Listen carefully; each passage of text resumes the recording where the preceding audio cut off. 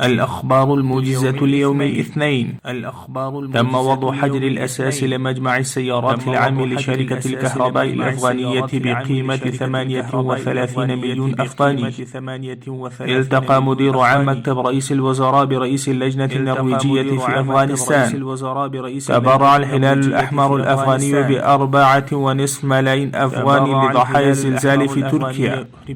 قالت وزارة الإعلام والثقافة في تقرير لها بمناسبة اليوم العالمي للإذاعة إنها ملتزمة في ضوء القيم الدينية والوطنية بالدعم الكامل لحرية التعبير وكافة وسائل الإعلام وخاصة قسم الإذاعة. التقى وزير الزراعة والري والثروة الحيوانية بحاكم مقاطعة قندهار.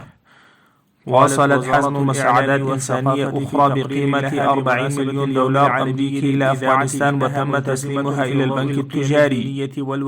التقى سفير الإمارة الإسلامية في الصين سيد محي الدين السادات أمس بوفد رفيع المستوى من شركة طاقة الصينية المملوكة للدولة. أبدت هذه الشركة اهتمامها بالاستثمار في بناء مصانع الإسمنت في أفغانستان، كما أكد له السفير تعاونه أمريكي إلى أفغانستان وتم تسليمها إلى البنك التجاري.